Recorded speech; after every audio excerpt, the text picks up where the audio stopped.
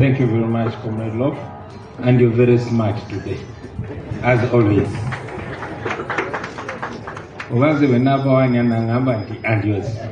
Please take your seats, ladies and gentlemen. Thank you. Good afternoon, ladies and gentlemen. Kindly take our apologies.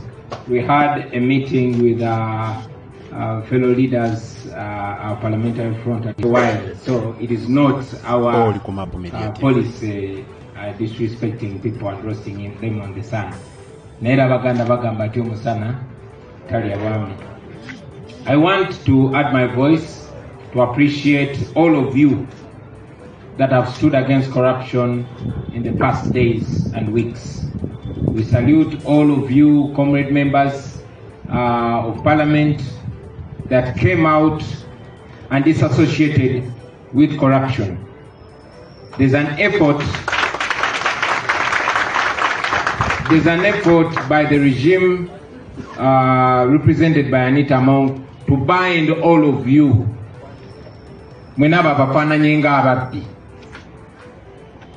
But thank you, those of you that have come out to disassociate with corruption, the likes of Honorable Nsamba, the likes of Honorable Sewungu, who led the charge against corruption. We salute you.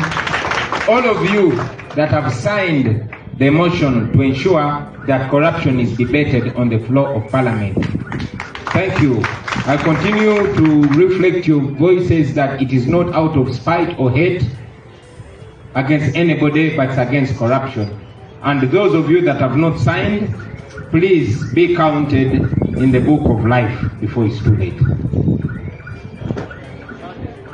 I want to salute the young people of Uganda for leading us. We've always been telling you. I challenged the young people a few years ago, the elders a few years ago. I told them, in this effort, in this mission to freedom, you either lead us, follow us, or get out of the way. Recently, the young people told us the same. Lead us, follow us, or get out of the way. We did not get out of the way, although we didn't lead them, but we followed them. We salute you, young people, those that have come out to put their feet down, tribeless, partyless, but most importantly, fearless. Many of them are still in prison. Among them are our colleagues, Sylvia Namutiaba, Mosiri David, and others. Many of them have just come out of jail, but we salute you and we encourage you to continue causing that good trouble. If you must visit prison, ladies and gentlemen, if you must be in trouble, that is the perfect reason to be in trouble. If you must visit prison, the fight against corruption is the best reason for you. If you are to make friends with somebody, let the fight for morality be the moral reason that brings you together. And if you're to break ties with anybody, so be it, for as long as it's against corruption. Corruption is a cancer that has killed us. Corruption is the reason why you journalists are not earning the way you're supposed to be earning. And yet to do it in a noble duty. Corruption is the reason why now politics has become Uganda's most paying job. What a shame. It's because of corruption that we have a dictator ruling over us for almost 20 years. That's corruption. Corruption is not only give and take. Corruption can be moral. Corruption is the backdrop upon which they are rigging elections. So thank you very much for fighting corruption, the young people of Uganda. I want to salute fellow artists, those that have come out to raise their voices. We know that ever since the music industry produced the one Chakulani, the regime is so scared. They either intimidate you or buy you off. Many artists have sold their souls. I salute those that have not sold their souls. And I encourage others to keep raising their voices. I salute the professionals, the doctors, the teachers that have added their voices. And some have actually come out to put their feet on the ground. I want to salute religious leaders. I know some are compromised, many of them, but they are religious leaders that have stood firm. I I want to salute them. I want to salute Father Gaetano. I want to salute Bishop Zach Niringe. No wonder he was attacked. His life narrowly survived. But we continue to stand with you and pray for you, Bishop. I want to salute the activists and all leaders that have stood firm. I've mentioned many were arrested. Some were sodomized. I mean raped. Men were raped by police officers, by Uganda police officers. Young boys were raped in CMI. And that has not made breaking news. It has not made it to the headline. Do we say that these media houses are equally corrupt or intimidated? Women were raped. People were tortured. These are things that must be said without shaking voices. Because Uganda, you'd be silent, but before long it might happen to you or your loved one. We continue to demand for investigations into these claims and to ensure that these offenders are brought to book. Ladies and gentlemen, I'll also mention that we were meant to have a huge celebration, which we continue to await, because the National Unity Platform made 4 years this month on the 22nd. We had asked for Kololo grounds, but as you saw, the regime said it's still under renovation. But be sure in a few days there's going to be a function there. So after that function, we shall go back and see whether the renovation is finished. On the same day, we were even blocked from addressing the press conference here. Some of our leaders were arrested. Honorable Zake used to have a very nice haircut, as you can see. His hair was cut off in a way to humiliate him.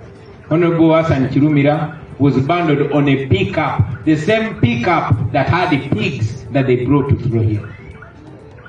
He is the Imam of Parliament, but he was put on the same police truck with the pigs to humiliate him. We know that doesn't move your faith. We know that doesn't affect you. But I hope it makes you angry and the entire Muslim fraternity.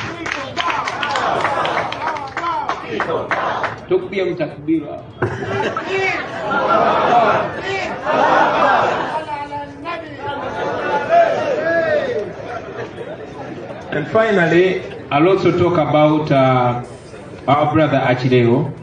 The Secretary General has explained to you what happened to him and what has been happening.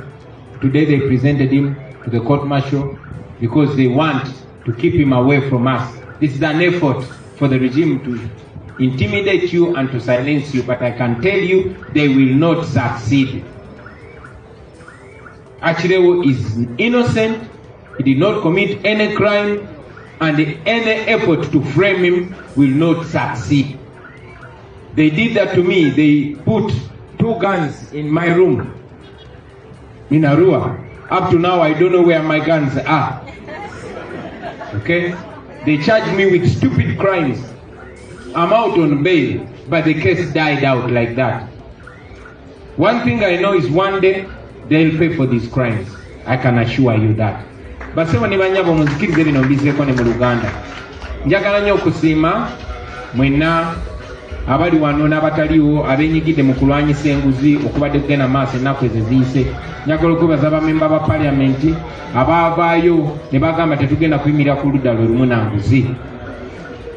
Anita Amongo yafuba nnyo okusiga ekifaananyi nti ba MP bonna bali banguzi nga ye, kubanga yafunamu abamu ku baffe n'abasiiga ekifaananyi ekyo ate nabo ne bakikiriza. Kati ayagala nnyo mwenna mufaanane nga bali b'enguzi, so that bwe mugenda mu bantu abantu babakyayira wamu n'abali b'enguzi. Njagala obeebaza mwebale kwedistinguishinga ne mugamba ebyo si bye mulimu. Ekyo bakikolezesa nnyo. Mubalaba ba regime propagandists ajjaawo n'abagamba oyo Bobi Wine gw'olaba tukolagana naye.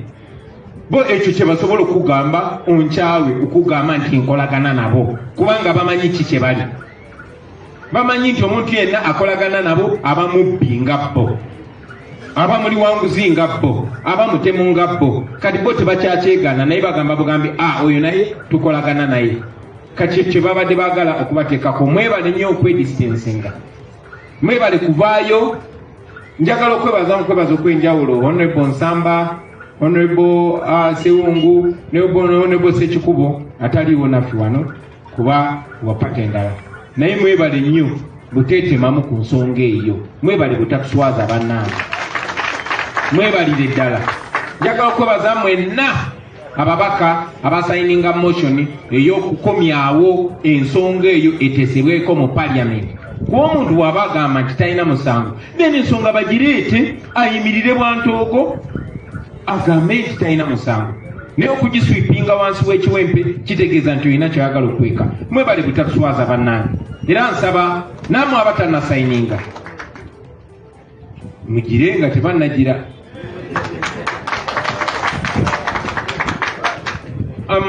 Njagala okwebaza abavubuka ba Uganda abavuddeyo nga temuvuddeyo mu kibiina kya bufuzi kyonna oba ddiini yonna oba ggwanga lyonna, wabula nga musazeewo okutyakuka mu kuteeka esaidi mulwanyise obuli bw'enguzi, kuba obuli bw'enguzi bwe bubakumye mu mbeera eno. Obubbi tubuyita buli bwanguzi, naye olwo olulimi lugonza lufuula ekyo ekikolobero lukifuula kiri simpu. Obwo bubbi basebo ne bannyabo, obwo bubbi.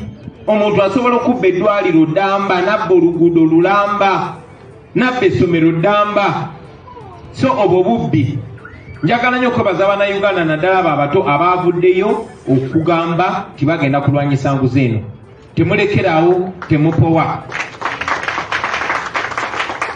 Ensonga lwaki twayagadde nnyo oyo kaweefube wammwe alabikire ddala nga Bannayuganda newankubadde tumuwagira 100 ku 100. Ne twagambye katuleme kubeera kulembedde kubanga ebiseera ebisinga muzze mulaba gavumenti ya Museveni.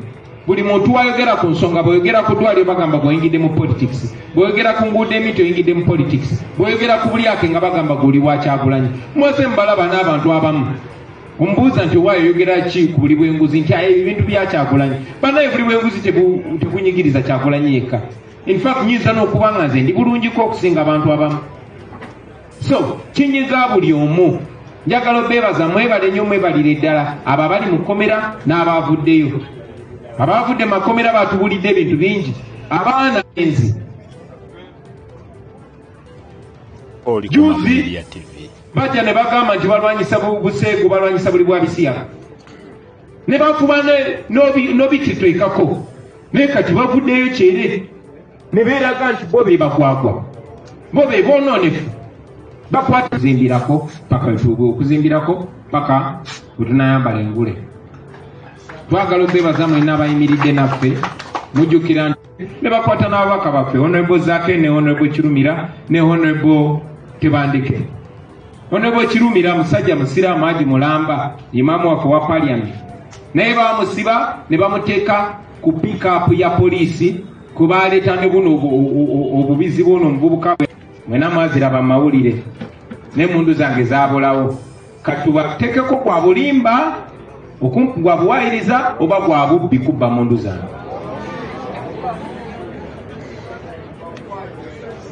Comrade Akireewo bamuwamba, bwe bamuwamba ekyasigalawo yali sapule ye yokka. Akireewo mumumanyi musajja mukatuliki, musajja ayagala nnyo sapule ye. Ne bw'aba agenda mu gym, ne bw'aba agenda kunaaba, ne bw'aba agenda wa sapule ye temuva mu bulago. Era ababaddewo bategeeza nti baadde balwana basiitaana, bamukute ne bamusikasika, sapule ye ne bagikutulamu emirundi 2 negwa wansi. N'abagamba kale munzikirize nondewo sapule yange ngende nayo. Ne bagaana ne bamukubakuba sapule ya Akireewo gye twasigazaawo yokka. Oluvannyuma lw'ennaku 2 bamukomezaawo ewuwe waka. Ababaddewo mukyala we ne baneiba bategeezezza nti mu drone gye bamuleeteddemu bamulese ng'engoye ziyagendeddemu baziggyewo, ng'engoye ze bamukwatiddemu bazimuggyeemu nga bamwambaza empale y'amagye. Era ababadde batera okukola nga muganda waffe Nsubuga Muhammad wabategeeza, era ne bamutwala olwaleero bamutute mu kkooti y'amagye. Twongera okubanjakireewo Bobi Yanga ne baganda baffe bonna be basibye mu bumenyi bw'amateeka.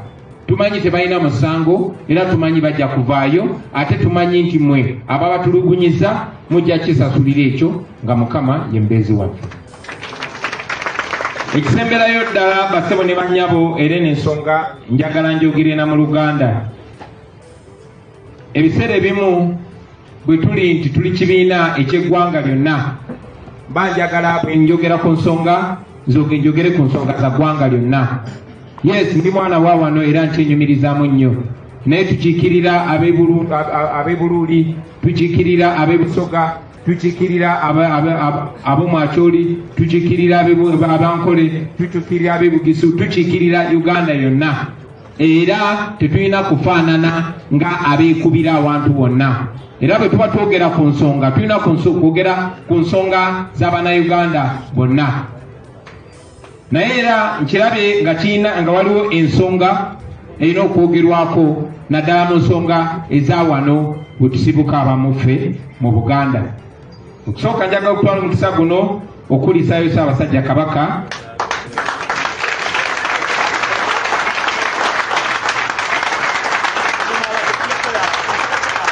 njagala okwebaza Katonda olw'obulamu bwa Ssaabasajja Kabaka. Njagala okwebaza mwenna abasabira Ssaabasajja Kabaka. Njagala okwebaza mwenna abakuuma ebyoto. Njagala okwebaza mwenna abasiiba. Njagala okwebaza mwenna buli omu ayina kye yakola okulaba ng'obulamu bwa Ssaabasajja Kabaka